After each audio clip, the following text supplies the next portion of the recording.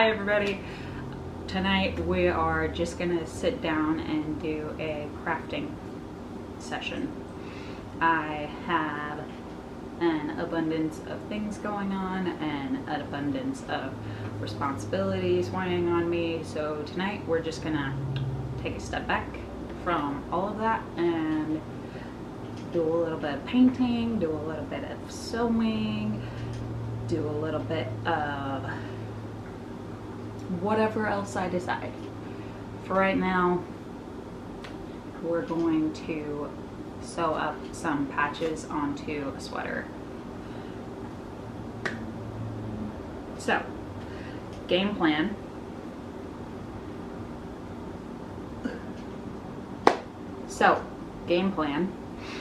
I've been seeing this trend on social media where you make a tattoo based off of books that you read onto a jacket, sweater, hoodie, cardigan, whatever material of clothing that you like. And that's really good for me because I already have one that I've started embroidery on because it got a stain and it's really big all over the place. So we're gonna add to my pre-existing work on it, and we're going to add a house witch embroidery right about on the wrist area. I'm gonna do it based off of the actual book cover for it, for the House Witch series. I've been listening to it on as an audiobook, and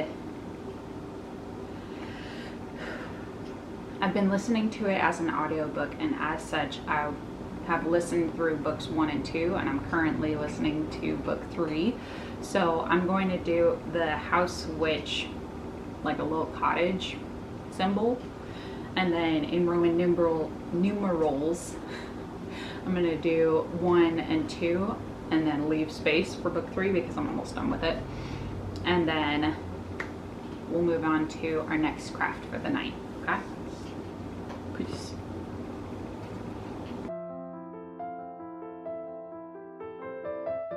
So to start off, I did a bit of research on what type of design I wanted to stitch onto my jacket. I found a few, and what I decided to go with was the main character's cat and his broomstick. I didn't want to do the frying pan and the broomstick just because I felt like it wouldn't really translate with the rest of the ideas that I have going on for the jacket, but the cat and the broomstick really would, so I kept that. What you'll also see later is, as a stylistic choice, instead of keeping the cat plain black, I decided to add a little bit of detail work onto the cat and gave it white spots in addition to all of the regular spots that it has for it. I chose to do this so that it has a little bit better chance of standing out instead of just being a black blob on my jacket. Additionally, I'll go into how I started designing it and all the steps for that. So first, I found the design that I wanted. I sketched out the brief outline of that design. You can either do this on transfer paper in a water-soluble type of way, or you can do this straight onto the fabric and then just know that you're stitching over it. Totally fine. I decided to do this onto the fabric because I don't want to go seek out all the extra materials. Additionally, after you finish that, then you can go in and step by step, section by section, stitch into all of those sections. I decided to stitch into all of the outline pieces of the cat just to enhance all of the characteristics of the cat so that, again, it's not just a black blob. I did this with a purple thread on top of the black thread that's there, so you can kind of tell that it's there, but it's not the main focus of the cat. You can do as you please as you you do this, or if you decide just to enjoy from afar, the purple isn't quite something that you would directly notice, but it does help break up all of the black. After moving from one section, you just continue adding on until you have a finished piece. And then once you have that basic piece, one solid color, then you can go in and add all of your next colors and the detail work. I stopped midway through doing my black because I noticed that I was losing all of my outlines for it, and I wanted to get that purple down before I didn't have any reference for it. After I finished the cat, then I moved on to the broom, and I worked bottom to top on that, leaving spaces for all of the whimsy trail of magic that he has going from one side to the other around the broom. And then I moved from the broom to that trail of magic, working one color to the next. I may go in later and add additional coloring to the broom just because, again, it's that one color, that's all it is to it, and I want it to be a little bit more vibrant, but for right now, that's fine.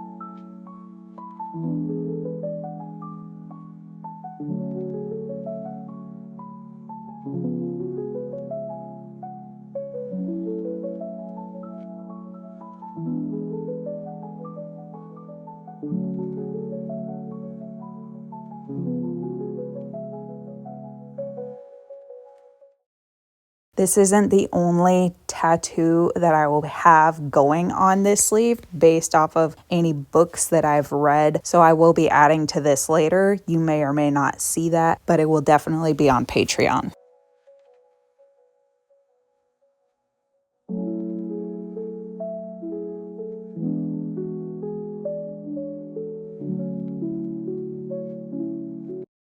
Okay, so we finished the last of the embroidery, and now we're going to move on to painting.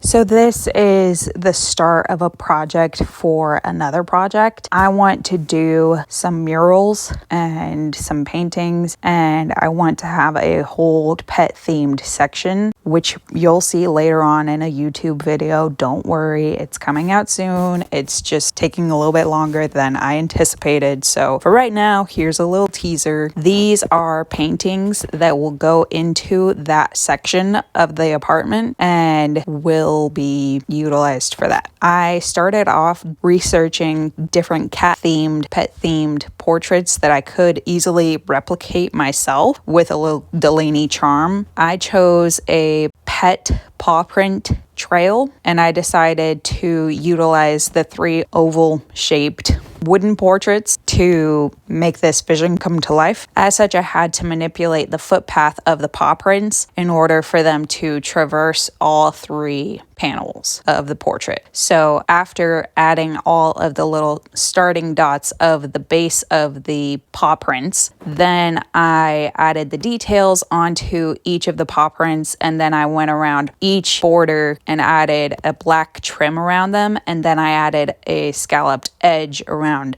the inner portion of the trim. I didn't do this for each one in that sequence, but eventually they all got there. After a while, I will add a finish to it and then hang them up in their homes. But for right now, this is where I'm at.